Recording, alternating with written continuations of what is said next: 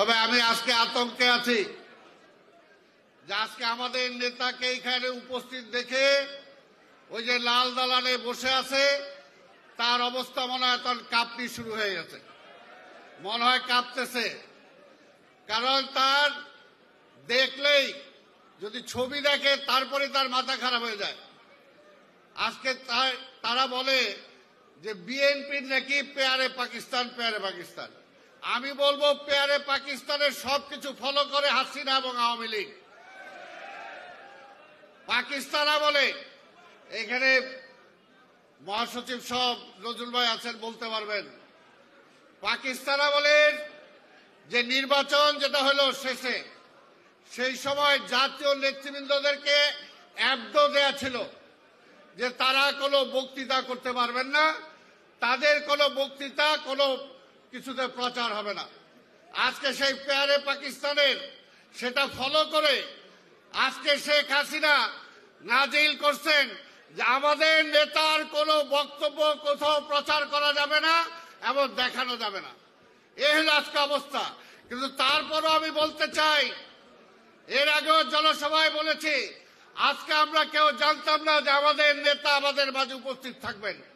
তাহলে আজকে এখানে অনেক লোকের লোকারণ্য হয়ে যেত।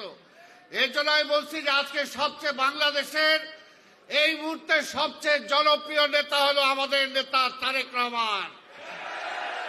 তাই বলেছি যে আপনারা ভোটে ভয় পান, ভোটে ভয় পান। যদি আপনারা জনসভা দেখে লোকজন দেখে কাউন্ট করতে চান সবচেয়ে বেশি জনপ্রিয় কে, তাহলে বাংলাদেশের সবচেয়ে বড় এই মুহূর্তে জনপ্রিয় হল বেগম খালেদা জিয়া এবং তার বর্তমানে স্লোগান দিও না, স্লোগান দিও না।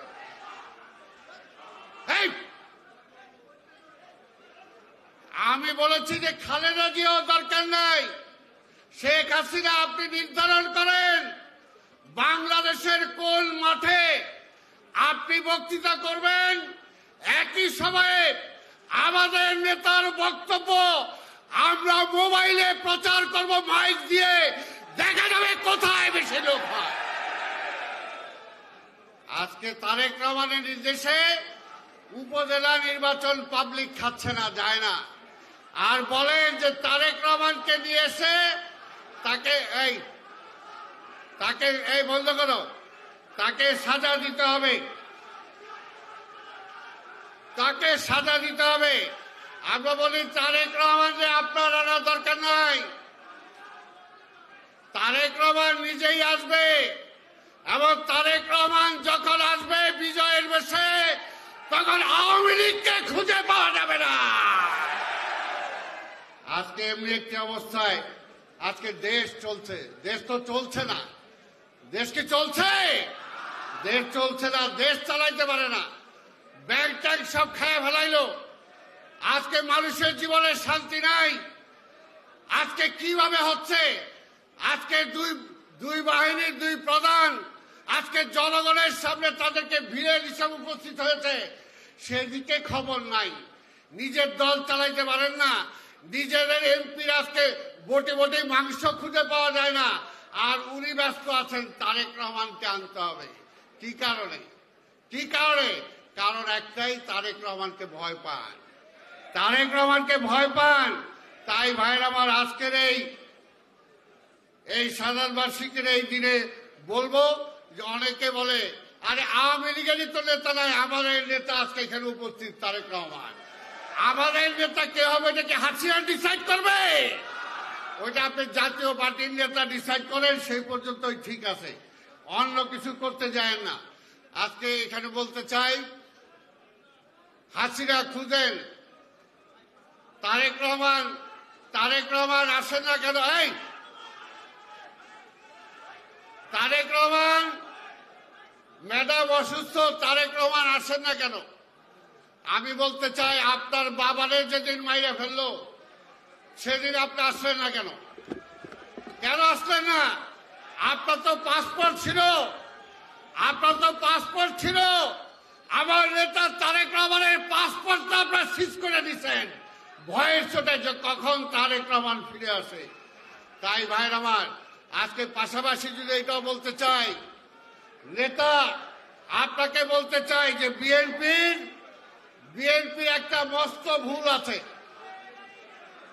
বিএনপির একটা মস্ত ভুল আছে, সেটা হলো গণধিকৃত এই আওয়ামী লীগ, গণধিকৃত আওয়ামী লীগকে রাজনৈতিক ময়দানে পুনঃপ্রতিষ্ঠা করেছে আজকে বিএনপি এবং শহীদ রাষ্ট্রপতি জিয়া রহমান।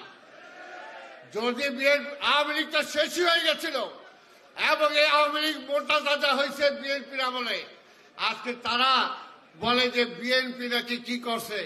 আরে আপনি কোথায় ছিলেন? আপনাকে ফেরানোর জন্য, এই দেশে ফিরিয়ে আনার জন্য, এটা আমার কথা না, ইত্তেফাকের সম্পাদক ছিল মঈনুল হোসেন সাহেব, তার লেখায় আমি পড়েছি। তিনি লিখেছেন এই শেখ হাসিনাকে দেশে ফিরে আনার জন্য শহীদ রাষ্ট্রপতি জিয়া রহমানের একটা ভূমিকা ছিল। আর শহীদ জিয়া রহমান তো দেশে ছিল, আপনি ফিরে আসার কয়েকদিনের মধ্যে শহীদ জিয়া কিভাবে মারা গেলেন, কিভাবে তাকে মারা হলো, আপনি তখন কোথায় ছিলেন? সীমান্তের কাছাকাছি ছিলেন, এটা নাকি আমরা শুনছি। তাই আজকে এইসব প্রশ্ন আসবে যে তাহলে তার হত্যার সাথে কারা জড়িত আছে, সেই বিষয়টা আবার পুনরায় আসতে পারে। তাই আমি আমার বক্তব্য দীর্ঘায়িত না করে শুধু এটাই বলবো, পরিষ্কার কথা, বাংলাদেশের রাজনীতি দুইটা ধারায়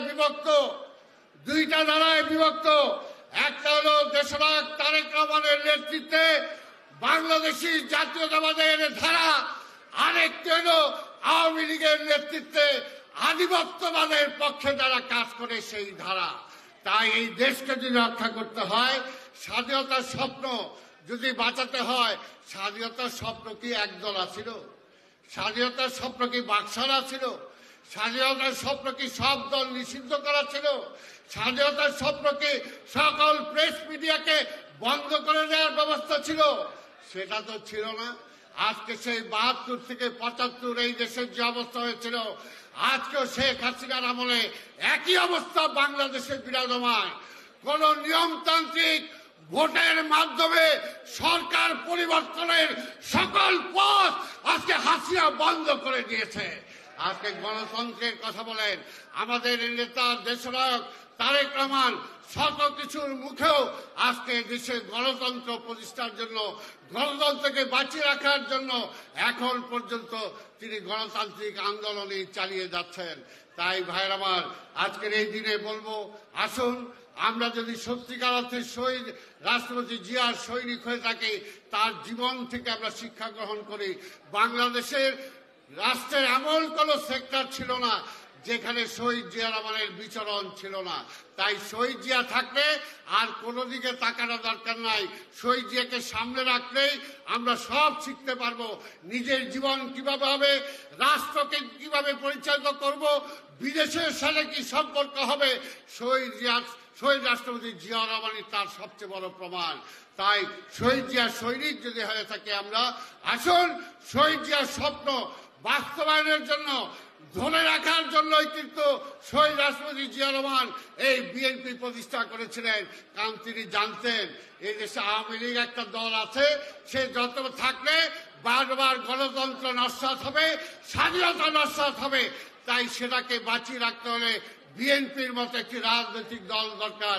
সেই কারণে তিনি বিএনপি গঠন করেছিলেন, ছাত্র দল গঠন করেছিলেন, যুব দল গঠন করেছিলেন, স্বেচ্ছাসেবক দল গঠন করেছিলেন, শ্রমিক দল, কৃষক দল, মহিলা দল, তাঁতি দল, ওলামা দল তিনি গঠন করেছিলেন। তাই আসুন দেশের এই ক্রান্তি লগ্নে আমাদের নেতা দেশনায়ক তারেক রহমানের নেতৃত্বে সেই গণতন্ত্র ফিরিয়ে আনার জন্য, স্বাধীনতাকে রক্ষা করার জন্য সেই আন্দোলনে ঝাঁপিয়ে পড়ার শপথ আজকের দিনে নেই। এই কথা বলেই আপনাদের সবাইকে ধন্যবাদ জানিয়ে আমি আমার বক্তব্য শেষ করছি। খোদা হাফেজ। বাংলাদেশ জিন্দাবাদ, বিএনপি জিন্দাবাদ, দেশনেত্রী বেগম খালেদা জিয়া জিন্দাবাদ, চলমান আন্দোলনের নেতা দেশনায়ক তারেক রহমান জিন্দাবাদ এবং বিএনপির প্রতিষ্ঠাতা শহীদ রাষ্ট্রপতি জিয়া রহমান অমর হোক, অমর হোক।